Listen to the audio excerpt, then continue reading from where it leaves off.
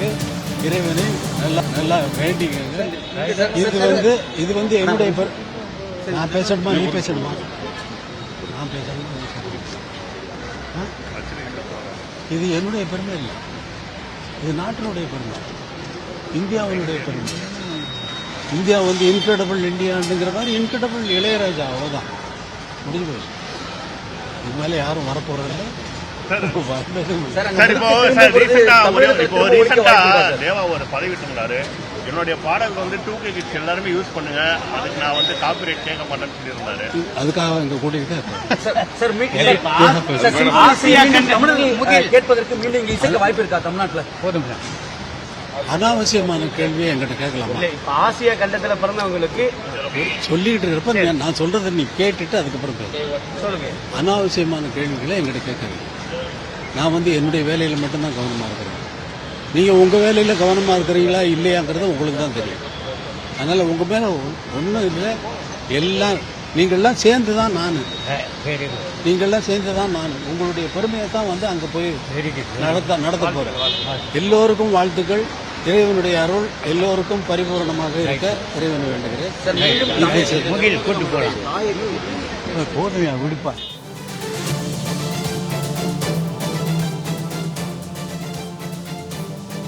வரும் 8ஆம் தேதி லண்டனில் சிம்பொனி இசை நிகழ்ச்சி நடத்துகிறார் இளையராஜா. சிம்பொனி நேரடி நிகழ்ச்சியாக லண்டனில் அரங்கேற்றும் இசையமைப்பாளர் இளையராஜா. கூடுதல் தகவல்களை செய்தியாளர் நித்யானந்தன் வழங்க கேட்கலாம். நித்யானந்தம், இது குறித்த மேலும் விவரங்களை பதிவு செய்யலாம்.